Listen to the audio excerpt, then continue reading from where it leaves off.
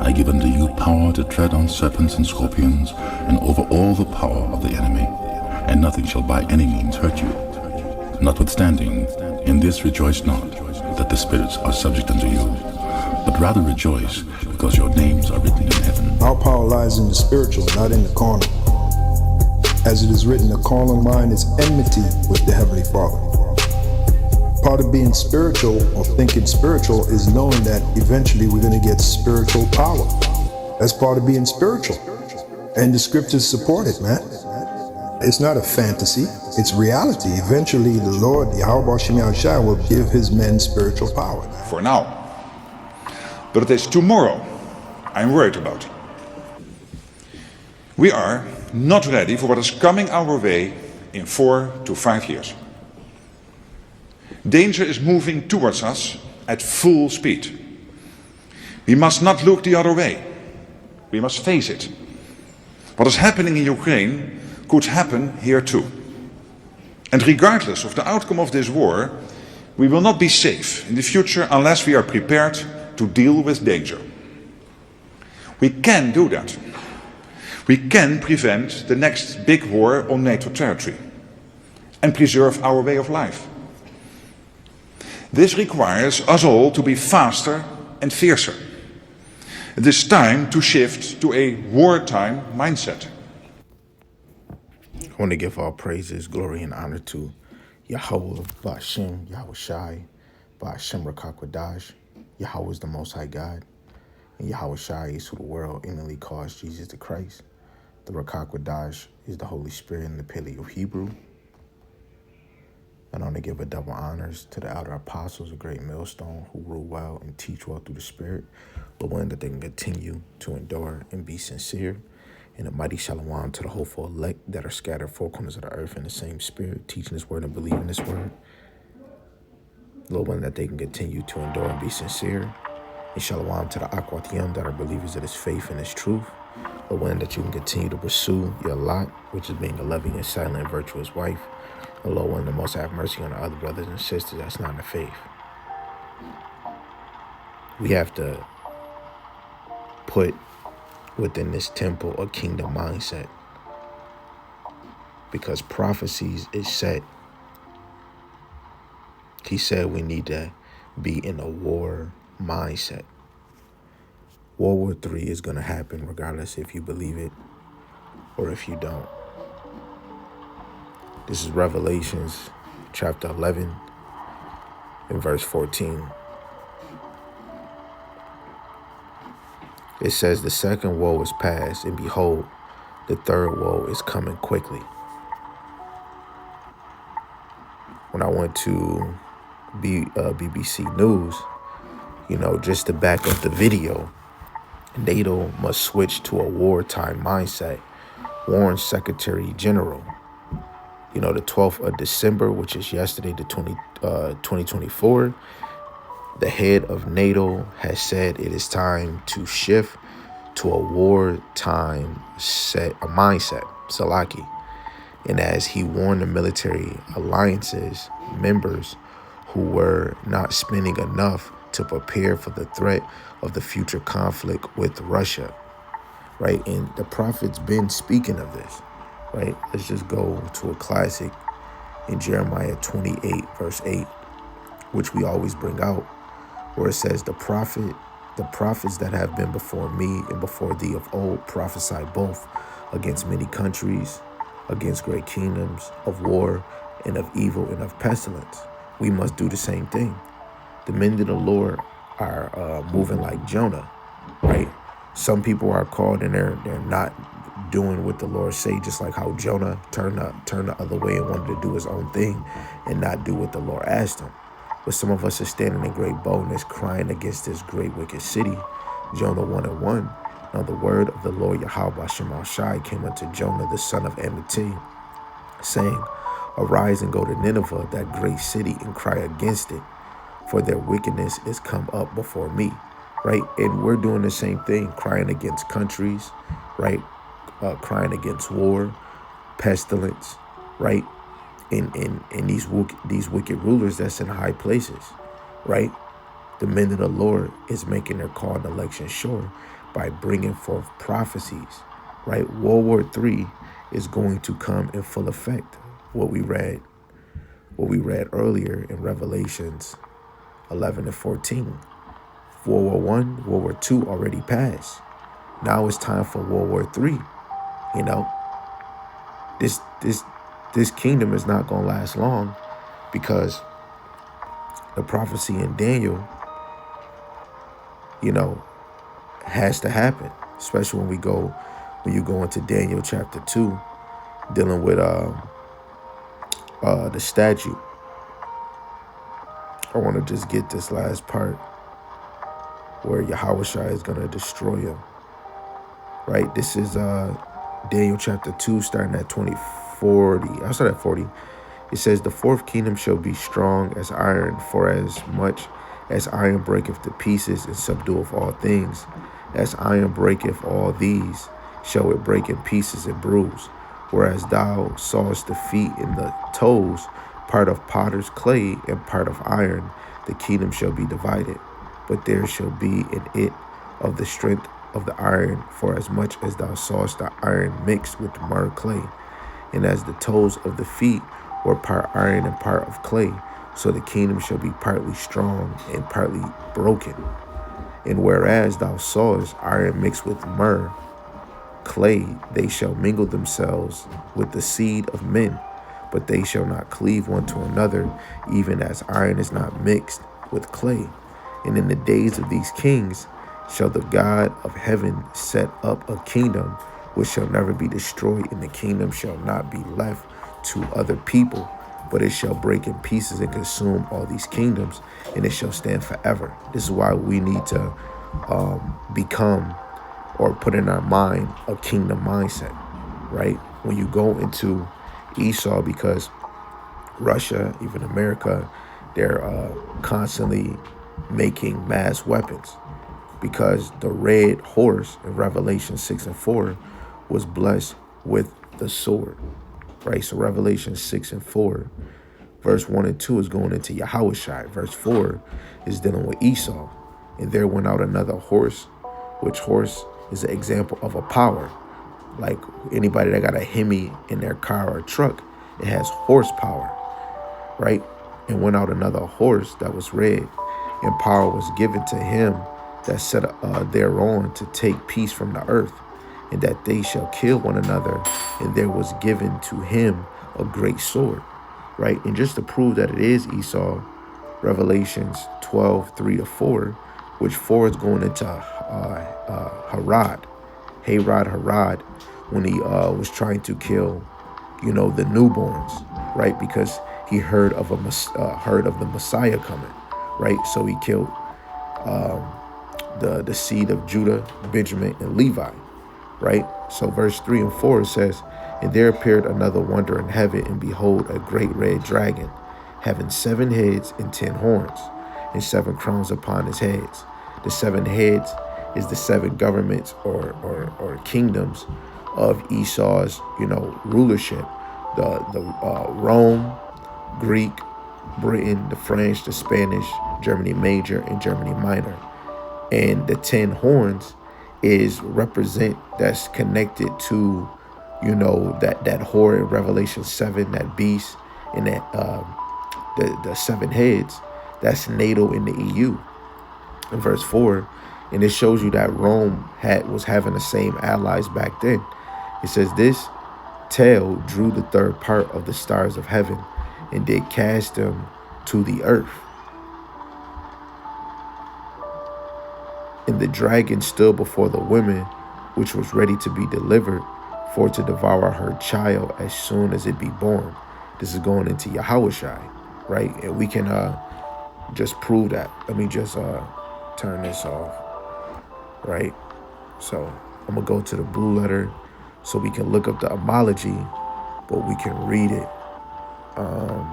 We'll read 3 all the way down, just so you can see that is going into Herod killing the man-child of Judah, Benjamin, and Levi. So Matthew chapter 2 in verse 3, and when Herod the king had heard these things, he was troubled, and all Jerusalem with him. And when he had gathered all the chief priests and the scribes of the people together, he demanded of them where Hamashiach should be born. And they said unto him, in Bethlehem of Judea. For thus it is written by the prophet, and thou, Bethlehem, in the land of Judah, art not the least among the prince of Judah. For out of thee shall come a governor that shall rule my people. Then Herod, when he had privily called the wise men, inquired of them diligently what time the star appeared. And he sent them to Bethlehem and said, Go and search diligently for the young child. And when ye have found him, bring him word again, that I may come and worship him also. And when they had heard the king, they departed. And lo, the star which they saw in the east went before them till it came and stood over where the young child was. And when they saw the star, they rejoiced with exceeding great joy. And when they were come into the house, they saw the young child with Mary his mother, and fell down and worshipped him. And when they had opened their treasures, they presented unto him gifts, gold, frankincense, and myrrh. And being warned of God in a dream that they should not return to Herod, they departed into their own country another way. And when they were departed, behold, the angel of the Lord, Yahweh Bashim Al-Shai, appeared to Joseph in a dream, saying, Arise, and take the young child and his mother, and flee into Egypt, and be thou there until I bring thee word. Right? Because through the Spirit, it was going to happen that he was going to touch those children, but he wasn't going to get Yahushai. Right? So it says, for Herod will seek the young child to destroy him. Right? He tell the wise men that he wanted to come and worship him. Right? But in his heart, he really wanted to destroy him. Right? So he tried to speak swiftly just to get his order through. But the wise men got a dream, a vision to tell them not to return to Herod. Right? So verse 14, and when he arose, he took the young child and his mother by night and departed into Egypt, and was there until the death of Herod, that it might be fulfilled which was spoken of the Lord Yahweh Shemashai by the prophet, saying, Out of Egypt have I called my son. Then Herod, when he saw that he was mocked of the wise men, what I just said, was exceeding wroth, and sent forth and slew all the children that were in Bethlehem and in all the coast thereof, from 2 years old and under, according to the time which he had diligently inquired of the wise men. So we're just going to look up Herod, because the point was Revelations 12, 3 and 4. And it's going to show that Herod is an Idumean descendant, which I believe that is Latin, to show you that word goes into Edomite, right? It says, the name of a royal family that flourished among the Jews in the times of Hamashiach and the apostles. Herod the Great was the son of Antipater of Idumea, right? Which is an Edomite. Idumean, right, is an Edomite, right? Those are descendants of Edom, right? I don't know if they're going to give me information on it. I was going, Lord willing, y'all got that though, right? Idumean is an Edomite, right? So when you go back to Revelations 12, you understand that this red is talking about Esau, right? And then we went to Revelation 6 and 4. It said that he had a great sword, right? So when we go to Genesis 27, everything lines up in the scriptures, right? I think around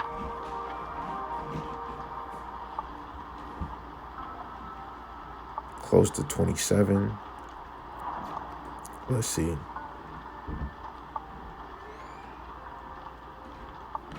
Yeah, so the beginning blessing is for Jacob.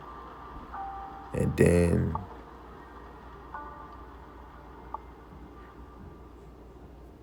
I'll start at verse 34. Genesis 27:34 says, and when Esau heard the words of his father, he cried with a great and exceeding bitter cry, and said unto his father, Bless me, even me also, O my father. And he said, Thy brother came with subtlety,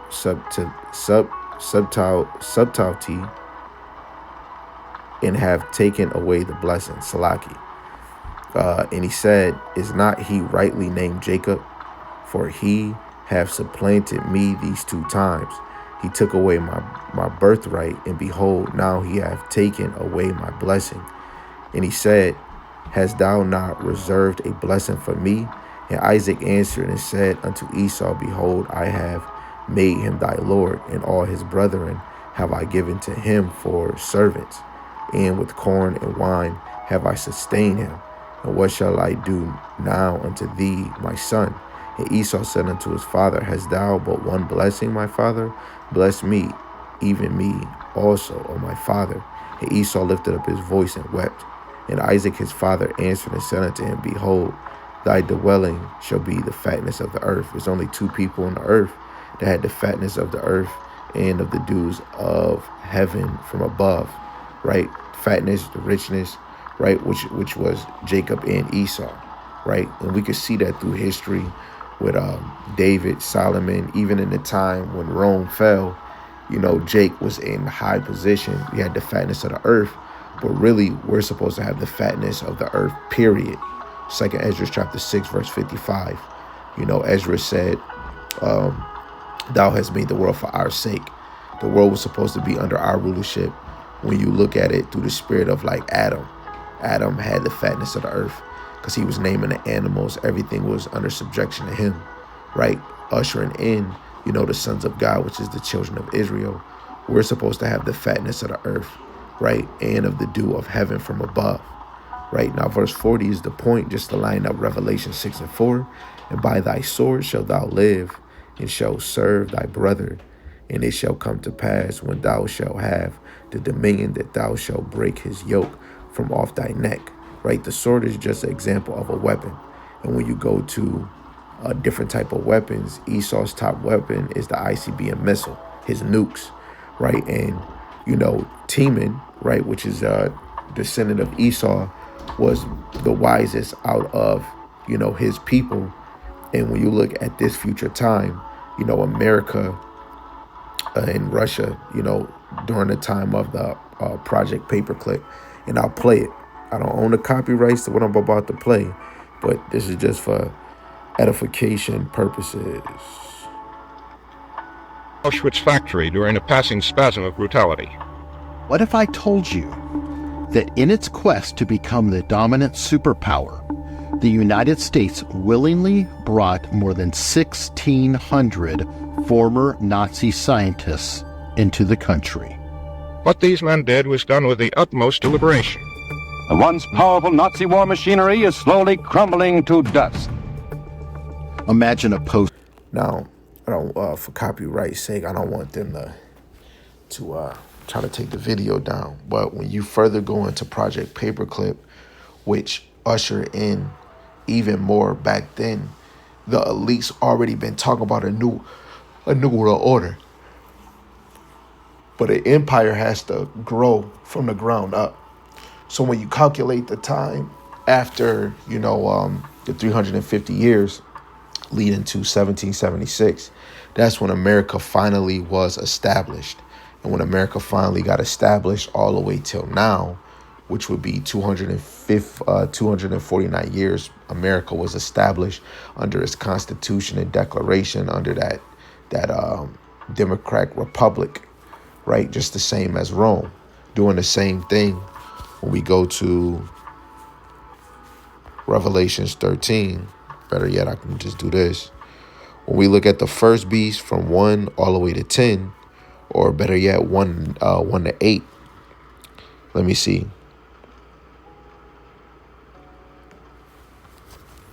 There's something I want to show. Maybe that's a little down. Oh yeah, so verse 11 in Revelations 13, it says, and I beheld another beast coming out of the earth, and he had 2 horns like a lamb, and he spake as a dragon, right?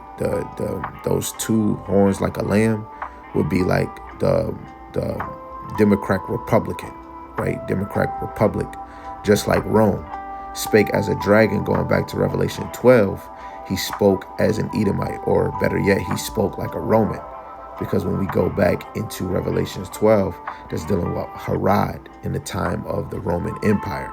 So he spake as a Roman. So America is Rome 2.0, verse 12, and he exercised of all the power of the first beast before him, which is from verse 1 to 10, and causeth the earth and them which dwell therein to worship the first beast, whose deadly wound was healed. So you're worshiping the first beast. You're worshiping the Roman tradition, or the Roman prosperity, or the Romans' philosophies, right? This is how we worship, because we obey. America has 44,000 laws. We try to follow them. We do the sports that Rome put, just like the Greeks, just like Rome. We're doing it all over again. And then they give you two sides, Democrats and Republics. And it's the same damn thing. They both work for the elites, right? And they have a Senate, Congress, right? They're ruling us, and we're under their subjection. Now, you might look at it like we're not enslaved, right? But you're financially, you're mentally, right, enslaved. Yes, we don't have the physical affliction, but eventually Jacob trouble come, and you're going to get a huge wave of seeing the affliction when they can just bum rush in your house. Your forefathers had the real affliction, but that was to build their empire so that they can bring in, this system, right? And when you go to verse 10, it tells you, he that leadeth into captivity shall go into captivity. We can't get butthurt at it, because in all history, these nations by force put people in captivity without their will. Didn't ask for them, hey, can we rule over you? But when we look at prophecies, it was meant for these people to rule. But how they did it, they went overboard, especially Esau. And he that killeth with the sword must be killed with the sword. Here is the patience and the faith of the saints, right? And these same people are going to kill with the sword. Esau has a weapon. Ever since he had any nation, he used his weapon to get his way, And this is what they call America the bully, bullied all these nations underneath them. We could probably go back to Revelations 13, but just to show you something, I'm going to read verse 1 and 3 and then drop down to the point. Verse 1, it says, and there came one of the seven angels which had the seven vials, and talked with me, saying unto me, come hither, I will show unto thee the judgment of the great whore, which is America, right? The great city, like Nineveh, right? That sitteth upon many waters. And I'm going to give you the answer to many waters. It says, with whom the king of the earth have committed fornication, and the inhabitants of the earth have been made drunken with the wine of her fornication, right? Because the elites forced this American mindset around the world. They pushed that dollar around the world, making, nations, scared, right? Or putting nations in order, right? Esau has things on lock, but it's really Yahweh Ba'Shem Yahushai. If the nations don't like America, why they not pressing the bomb? Because Habakkuk chapter 2, verse 1 to 3, you'll understand that the vision in these prophecies is for appointed time. So it's not yet time for them to actually take full effect. Verse 3, so he carried me away in the spirit into the wilderness, and I saw a woman sit upon a scarlet colored beast, right? So this is a vision. So before, of course, he see a great whore, and now he's talking about he see a woman on a scarlet colored beast full of names of blasphemy, having 7 heads and 10 horns. So this is just like all our other forefathers having dreams, but it means something, right? And a beast goes into like a kingdom, a power. Hold on. Let me make sure I give you the right lineup for it, right? So when you look at a beast, it's a political power, a kingdom, a nation, and a superpower. So the beast that that she's sitting on is considered a political power, a kingdom, a nation, but really nations, and superpowers, right? And then it said it had 10 horns. Horns represents a king, a kingdom, or a power. So those 10 horns go into NATO and EU. The 7 heads go into the same one that you see in Revelations 12 that was lining up with Rome. The same Rome, but greater, is today. And they have there's 7 governments, there's 7 kingdoms of Esau, right? Rome, Greek, Britain, the French, the Spanish, and Germany, major and minor. And then the 10 horns, the NATO and EU, which is connected as allies to this beast, right? They're ruling with the beast, right? But America is the face because the elites set it up. Really, Yahweh Shema Shai set it up. Now, dropping down to 15, it says, he saith unto me, the waters which thou sawest, where the whore sitteth, are peoples, multitudes, and nations, and tongues. So now you know the waters is the multitudes, the nations, and the tongues. In the 10 horns which thou sawest upon the beast, these shall hate the whore, right? So these 10 horns, NATO and EU, is going to hate the whore. So you got to know, just like all of us, some of us, not all of us, would chill with people we hate or we don't like. Maybe it's for a reason, or some of us, like even in gangs, some people doing it for their own demise, to either take over your business and you don't even know it. You see it in certain movies, right? So the 10 horns, they hate this beast. In a minute, it's going to grow.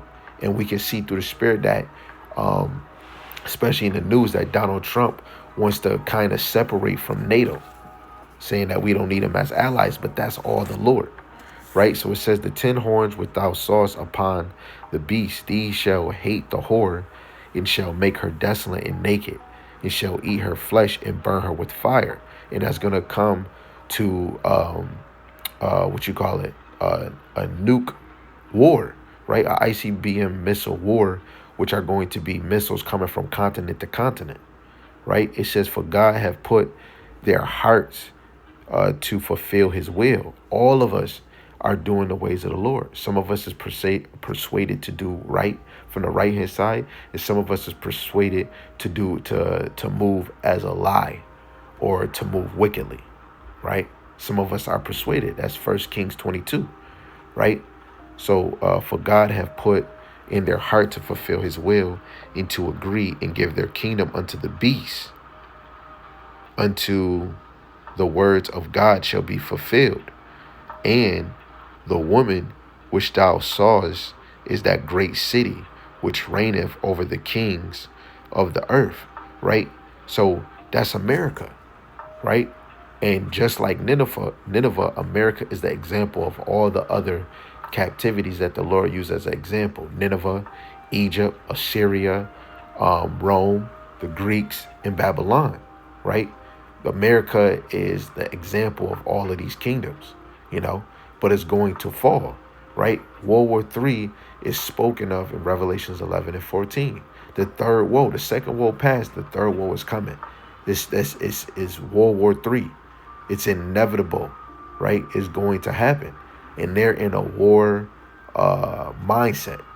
They're ready, but we have to be kingdom ready, and if we're not kingdom ready, that's going to be a problem, because 2/3 are going to die on this side because they're not getting ready, right?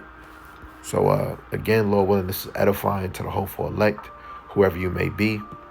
All praise to Yahweh, Shem El Shai, Shem Kakadash. And with that, shalom. Shalom.